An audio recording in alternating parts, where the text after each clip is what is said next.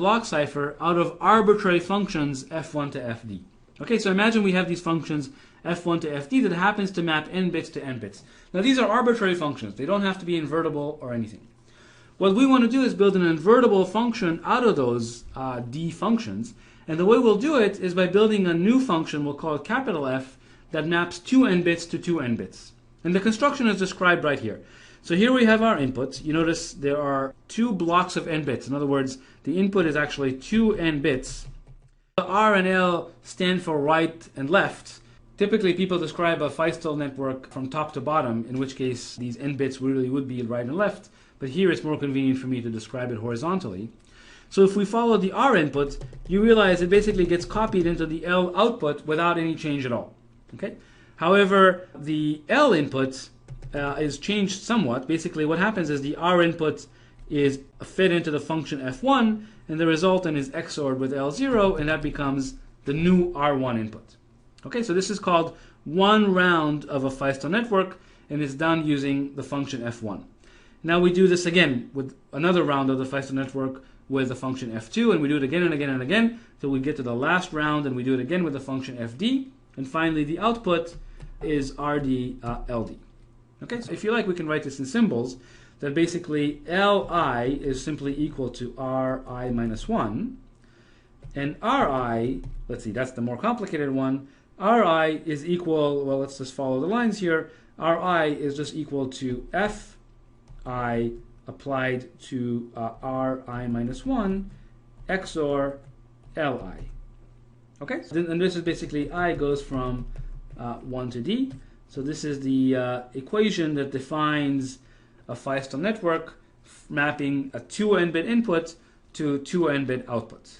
So here we have the, again, I just copied the picture of the Feistel network, and the amazing claim is that in fact it doesn't matter which functions you give me. For any functions f1 to fd that you give me, the resulting Feistel network function is in fact invertible. And the way we're going to prove that is basically we're going to construct an inverse, because not only is it invertible, it's efficiently invertible. So let's see. So let's look at one round of a Feistel network. So here, this is the input, Ri, Li, and this is the output, Ri plus 1, Li plus 1.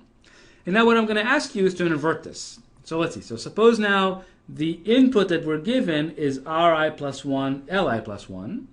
And we want to compute Ri, Li. So we want to compute the round in the reverse direction. So let's see if we can do it. Well, let's look at Ri. So Ri is very easy. Basically, Ri is just equal to Li plus 1. So Li plus 1 just becomes Ri. But now let me ask you to write the expression for Li in terms of Ri plus 1 and Li plus 1. So I hope everybody sees that basically Li plus 1 is fed into the function Fi plus 1. The result is XORed with Ri plus 1, and that gives the Li input. So this is the inverse of one round of a Feistel network. And if we draw this as a diagram, let's just write the picture for the inverse.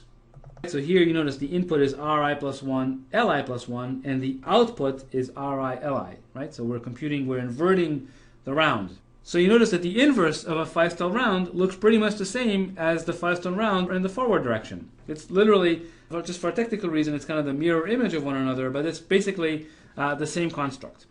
And when we put these inverted rounds back together, we essentially get the inverse of the entire Feistel network. So you notice we start off with round number d, with the inverse of round number d, then we do the inverse of round number d minus 1, and so on and so forth, until we get to the inverse of the first round, and we get our final output, which is R0, L0. Right? This is the input, and we manage to invert basically RD, LD and get R0, L0. And the interesting thing is that basically the inversion circuit looks pretty much the same as the encryption circuit, and the only difference is that the functions are applied in reverse order. Right? We started with FD and ended with F1, whereas when we were encrypting, we started with F1 and ended with FD. So for hardware designers, this is very attractive because basically if you want to save hardware, you realize that your encryption hardware is identical to your decryption hardware. So you only have to implement one algorithm and you get both algorithms the same way. The only difference is that the functions are applied in reverse order. Okay, so this Feistel mechanism is a general method for building invertible functions from arbitrary functions f1 to fd. And in fact, it's used in many different block ciphers. although interestingly, it's not actually used in AES. So there are many other block ciphers that use a Feistel network. Of course, they differ from DES in the functions F1 to FD, but AES actually uses a completely different type of structure that's actually not a Feistel network. We'll see how AES works in a couple of segments. So now that we know what Feistel networks are, let me mention an important theorem about the theory of Feistel networks that shows why they're a good idea. This theorem is due to Luby and Rockoff back in 1985, and it says the following.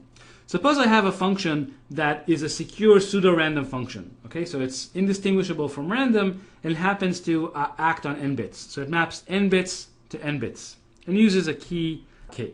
Then it turns out that if you use this function in 3 rounds of a Feistel network, what you end up with is a secure pseudo-random permutation. In other words, what you end up with is an invertible function that's indistinguishable from a truly random invertible function. And I hope you remember that the definition of a secure block cipher is that it needs to be a secure pseudo-random permutation. So what this theorem says is if you start with a secure pseudo-random function, you end up with a secure block cipher. Basically, that's what this says. Now let me explain in a little bit more detail what's actually going on here. So essentially, the PRF is used in every round of the Feistel network. So in other words, here what's actually computed is the PRF using one secret key, K0. Here what's computed is the PRF using a different secret key, of course applied to R1. And here we have yet another secret key, K1 applied, K2 applied to R2. And you notice this is why basically this Feistel construction uses keys in K cubed. In other words, it uses 3 independent keys. So it's very important that the keys are actually independent. So really we need 3 independent keys, and then we end up with a secure pseudo-random permutation. Okay, so that's the theory behind Feistel networks, and now that we understand that, we can actually look at the specifics of DES. So DES is basically a 16-round Feistel network. Okay, so there are functions F1 to F16 that map 32 bits to 32 bits, and as a result, the DES itself acts on 64-bit blocks, 2 times 32. Now the 16 round functions in DES are actually all derived from a single function f just used with different keys. So in fact, these are the different round keys. So ki is a round key, and it's basically derived from the key k, derived from the 56-bit DES key k. Okay, now I'll describe what this function f is in just a minute. But basically, you see that by using 16 different round keys, we get 16 different round functions, and that gives us the Feistel network. So just at a high level, how the DES works, basically you have a 64-bit input.